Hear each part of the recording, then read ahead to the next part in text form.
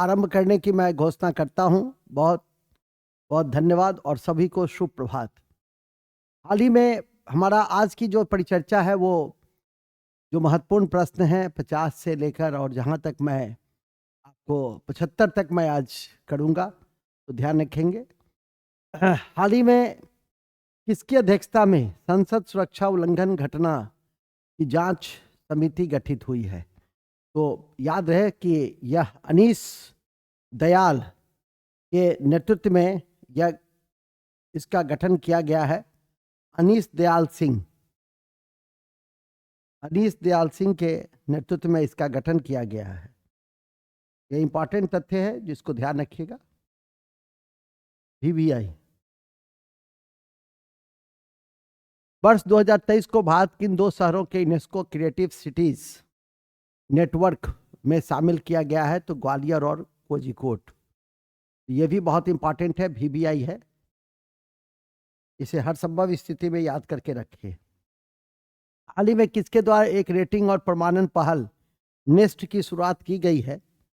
तो Indian green building council, इसके द्वारा नेस्ट की शुरुआत की गई है, जिस पर नजर रखें।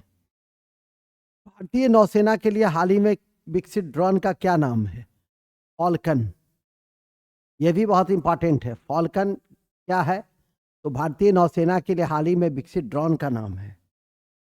हाल ही में अमेरिकी खाद्य और औषधि प्रशासन के द्वारा मंजूर किए गए चिकनगुनिया के पहले टीके का क्या नाम है? इक्विस्क। इसको भी ध्यान रखिएगा, यह भी इंपॉर्टेंट है। चिकनगुनिया के टीके का नाम जो अमेरिकी खाद्य औषधि प्रशासन ने जारी किया। स्वदेशी लाइट कॉम्बैट हेलीकॉप्टर प्रचंड, ये तो पक्का पूछेगा कि किसके द्वारा विकसित किया गया है? तो हिंदुस्तान एरोनॉटिक्स लिमिटेड के द्वारा इसका विकास किया गया है, जो काफी महत्वपूर्ण है। न्यायमूर्ति फातिमा बीबी जिनका हाल ही में निधन हो गया, वो क्या थी? वो फातिमा बीबी उच्चतम न्यायालय की पहली महिला न्यायाधीश थी। फातिमा बीबी उच्चतम न्यायालय की पहली महिला न्यायाधीश थी, पहली मुस्लिम महिला, देश की पहली मुस्लिम महिला न्यायाधीश थी।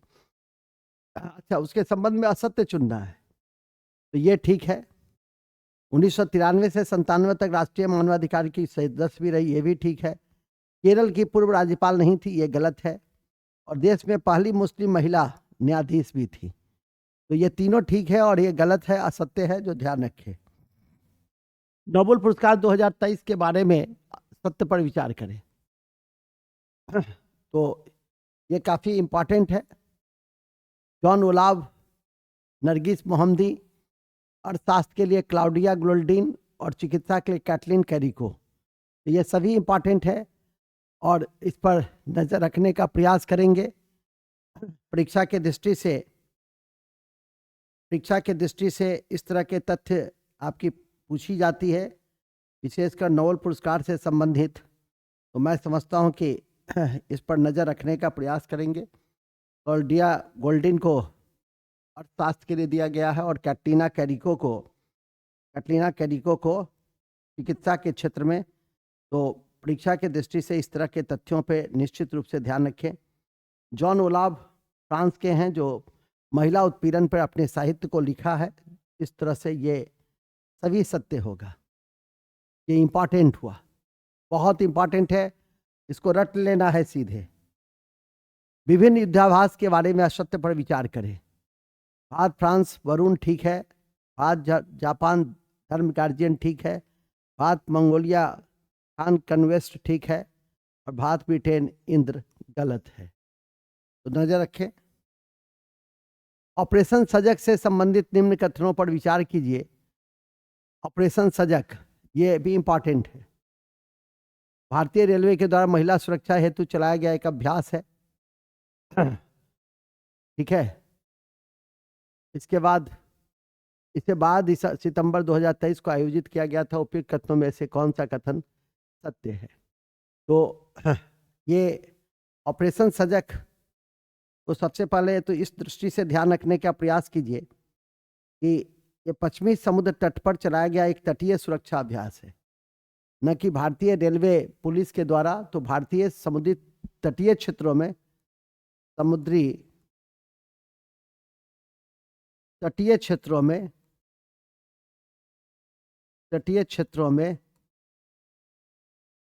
चलाया गया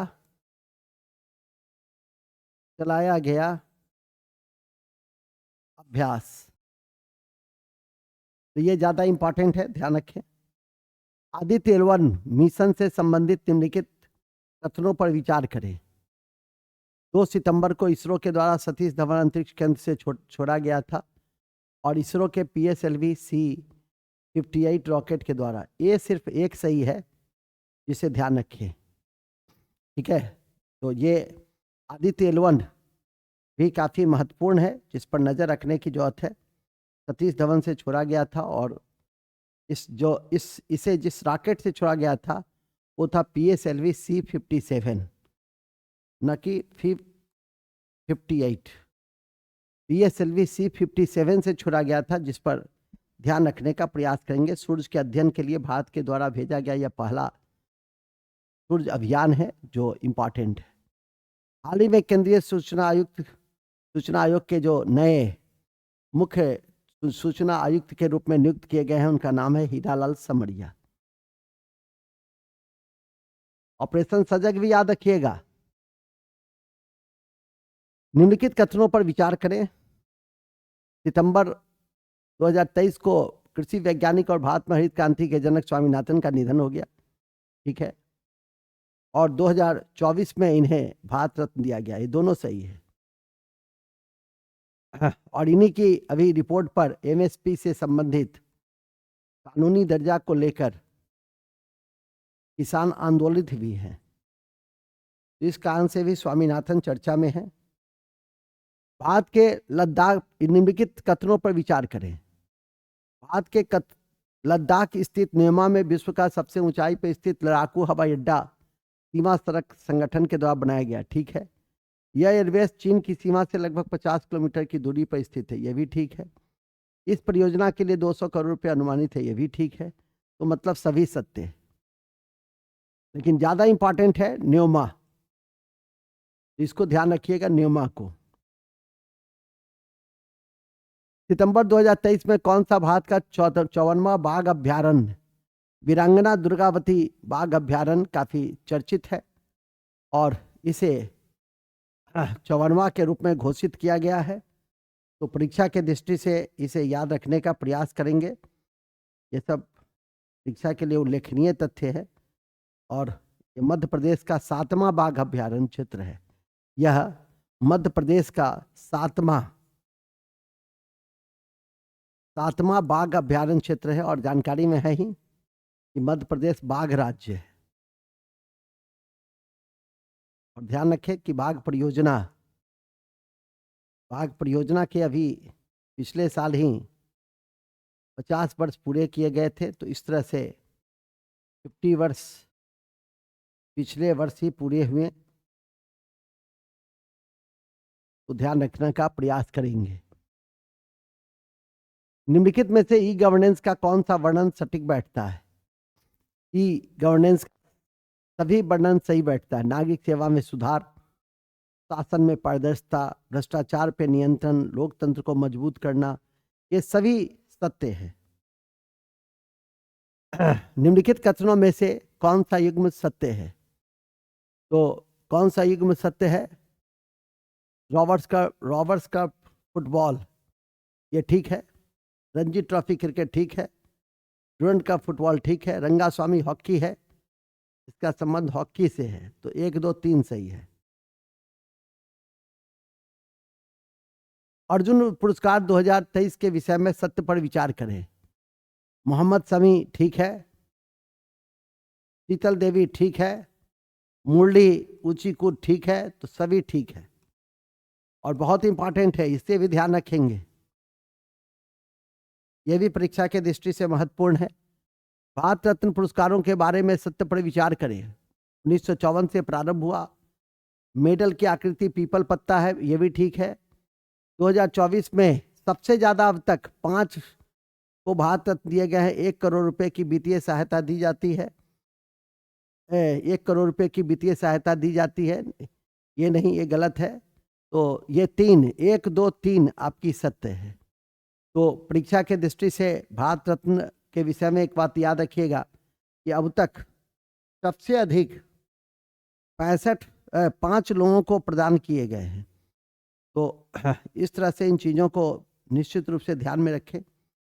आइए नेक्स्ट, नौसेना के 8 सेवानिवृत्त सैनिकों को किस देश के सैनिक न्यायालय ने अभी मृत्युदंड दिया था जो माफ कर दिया? कतर। यह भी बहुत इंपॉर्टेंट क्वेश्चन है, ध्यान रखें। सरकारी योजना के विषय में असत्य पर विचार करें। कुसुम योजना का देखते ही लगता है ये सौर ऊर्जा से संबंधित है। सौभाग्य योजना ठीक है, हर घर बिजली। सूर्योदय ठीक है, घर पे छत सोलर पैनल।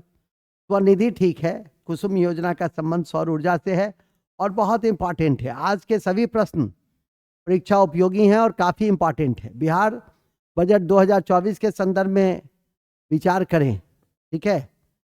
तो विचार में क्या क्या करना है? कुल अनुमानित 2,78,725 करोड़, राज्य का राजकोषीय घाटा 2.98, सब सही है। राज्य के कर आय में सबसे अधिक भागीदारी वाणिज्य कर की है और राज्य का सर्वाधिक प्रमुख व्यय सामाजिक व्यय है। मतलब कोई भी कथन असत्य नहीं है और सभी इंपॉर्टेंट पॉइंट्स हैं। 2,78,725 करोड़ भी इंपॉर्टेंट है और राज्य का राजकोषीय घाटा भी इंपॉर्टेंट है। राज्य सरकार के 100 पैसे की बजटीय में कौन से कथन असत्य हैं? ये सब केंद्रीय करों में राज्य की हिस्सेदारी 40.52 है, ये भी सत्य है। कर जाए 18.53 पर पैसा है, ये भी ठीक है। केंद्र सरकार से इसे 18.70 पैसा मिलता है, ये भी ठीक है। राज्य सरकार का कर राजस्व 19.47 पैसा, ये भी ठीक है। मतलब कोई भी कथन आपका सत्य नहीं है और सभी पॉइंट्स इंपॉर्टेंट है। बिहार कृषि विकास रोड मैप 4 के लिए वित्तीय व्यय का लक्ष्य 1,62 लाख करोड़ रखा गया है, ध्यान रखेंगे। और आज का अंतिम है, निम्नलिखित में से कौन सा मिलान असत्य है? तो सेंटर फॉर एक्सीलेंस पान विकास सारण है, ये गलत है। अदरवाइज कृषि व्यवसाय संस्थान प्रबंधन संस्थान पटना, कृषि जैव प्रौद्योगिकी सबौर और कृषि अभियंत्रण महाविद्यालय आरा, तो ये सभी सत्य है, ये गलत है। इन्हीं शब्दों के साथ हम आज के इस कक्षा की समाप्ति की घोषणा करते हैं। फिर 25 तथ्य लेकर मैं आपको शाम के समय में आऊँगा। शुभ दिवस। Thank you.